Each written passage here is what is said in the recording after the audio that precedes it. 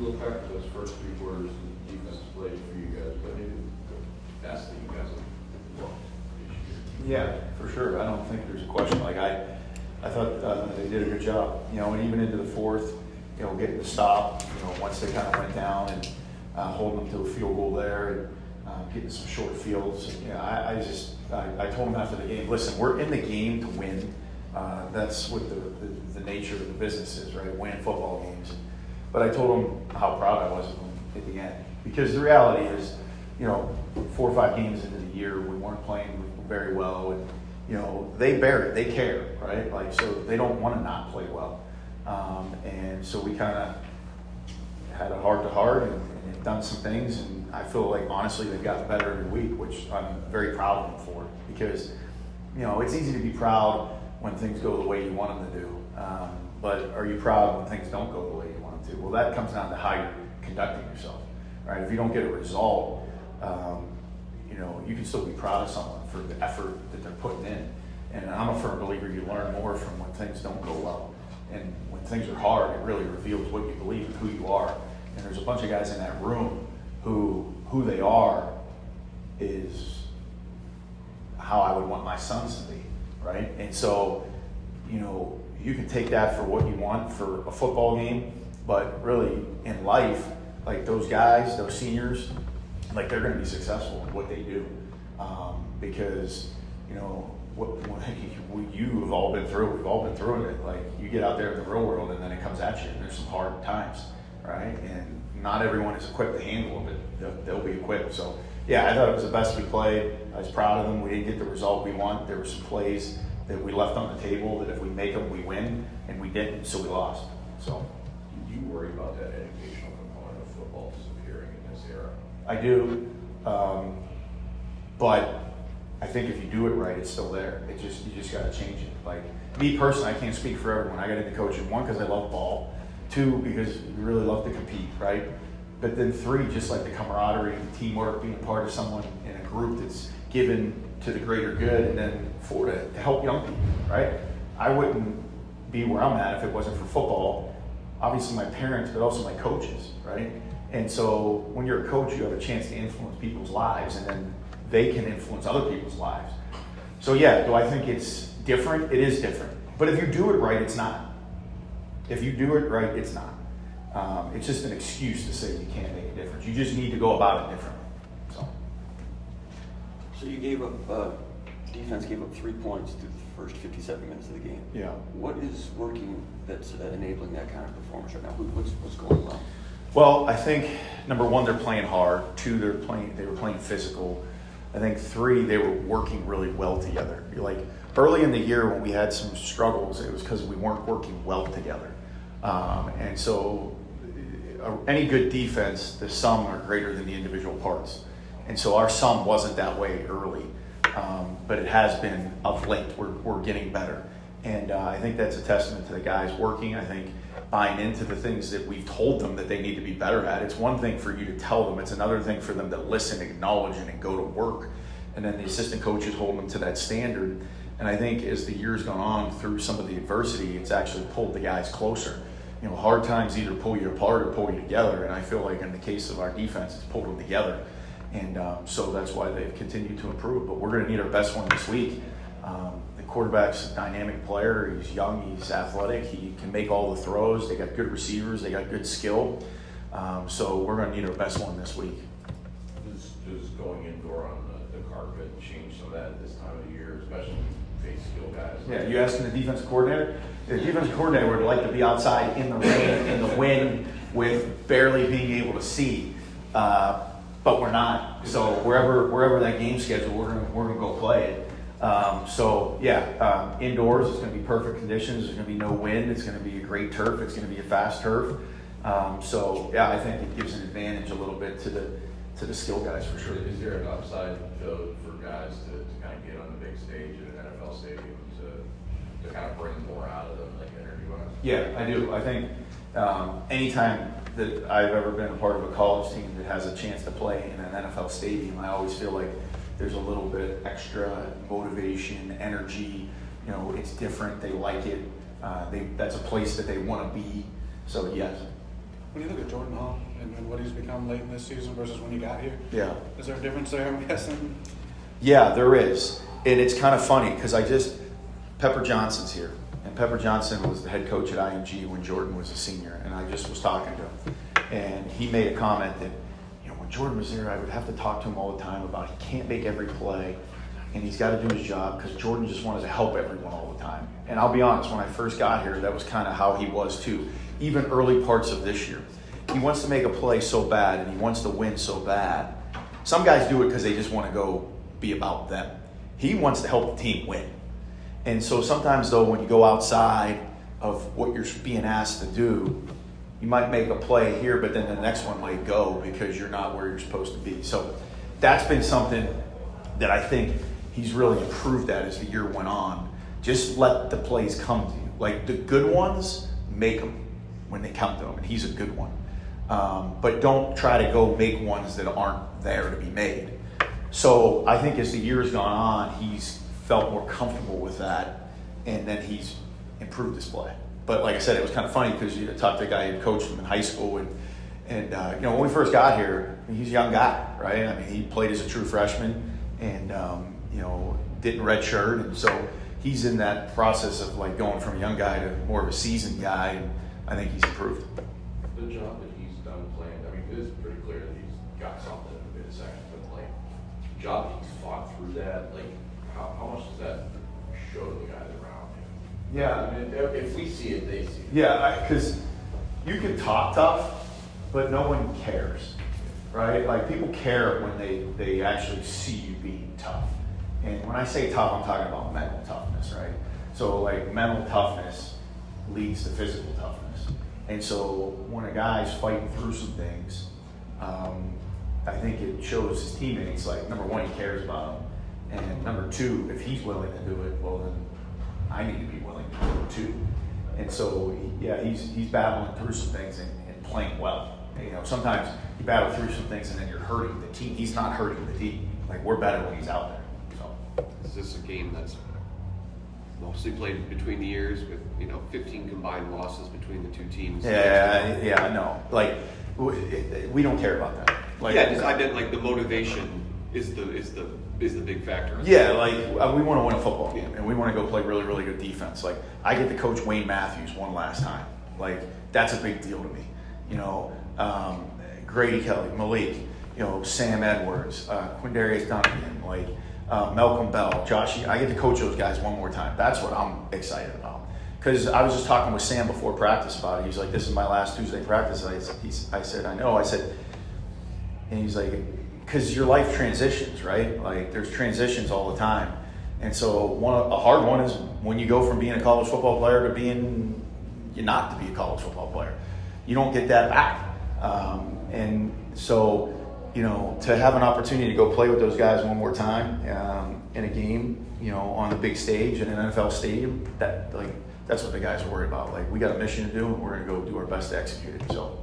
Has calling it from the sideline changed your approach? So hey, maybe you'd like to keep doing that moving forward? Or is it just I'll be on the sideline from here on out.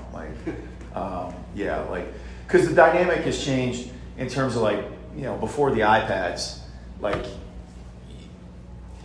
before the iPads, right? If you miss something, you miss something. Now you got the iPad, you go look at it on the sideline. You obviously saw better up top than you did. The other thing is, I'm older now. You just see better. On the field? No, just you see better on the field, I'm saying, than you did when you were 24 or when you were 25. Like, you just see better. So, I like being around the guys.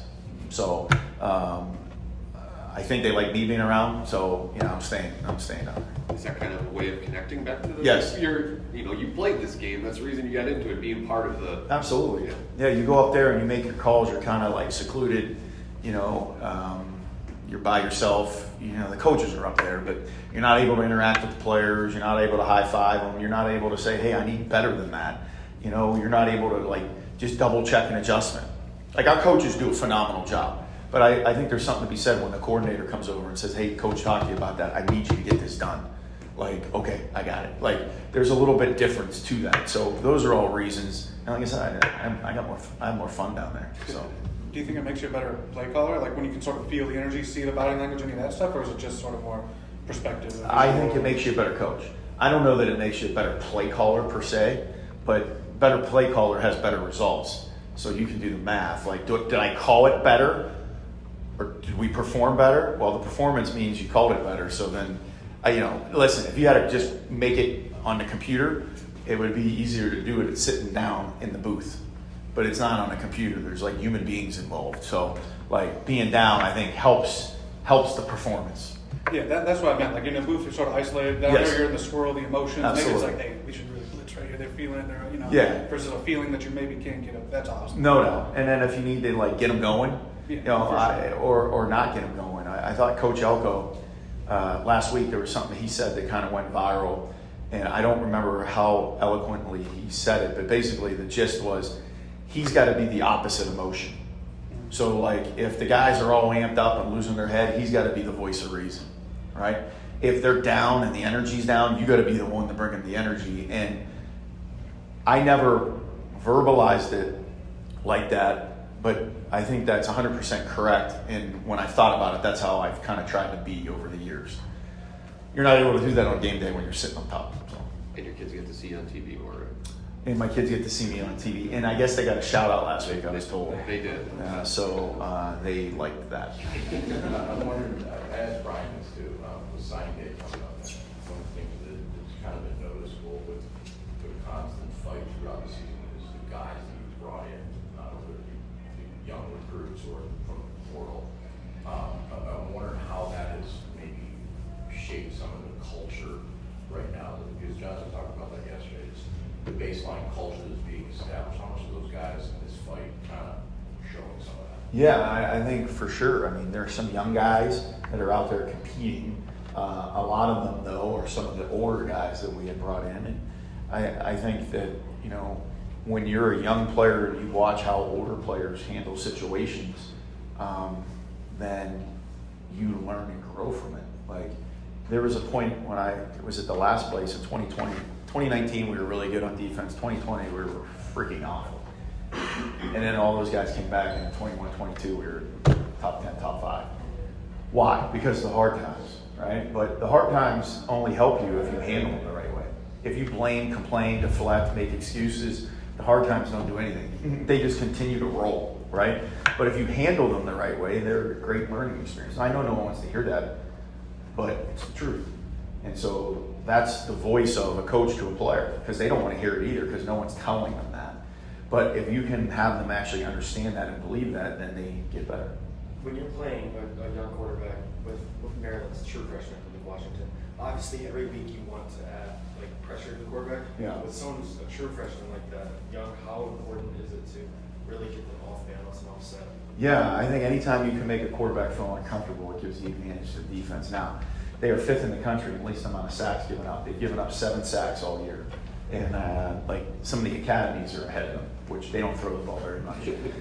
So they are doing a really good job on the offensive line of protecting the passer. And if there is something that breaks down, he does a really good job of scrambling. So I think it's going to be important for us to create different ways to have pressure, whether it's blitzing, whether it's dropping, whether it's disguising coverage, whether it's flushing him one way or the other. Everything's on the table.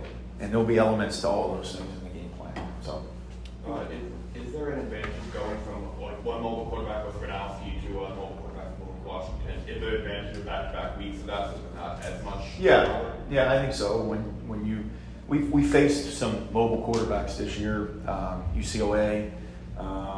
There's some other ones earlier in the year too. But yeah, I think the more you have to do it, the more comfortable you get in defending it. But you can't take it for granted, because I put that Rutgers game on.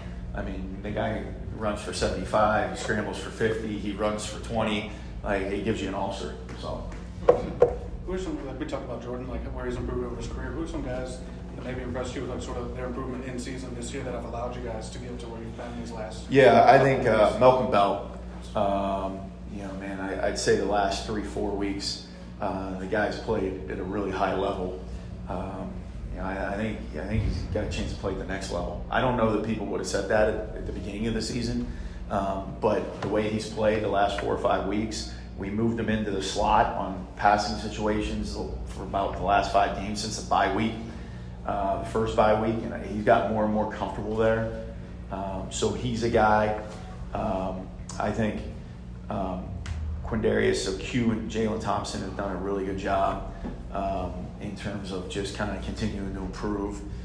Grady Kelly was probably the most impactful that I've seen him last game. And I think Wayne Matthews has played the 2 best games he's played since he's been here the last 2 weeks.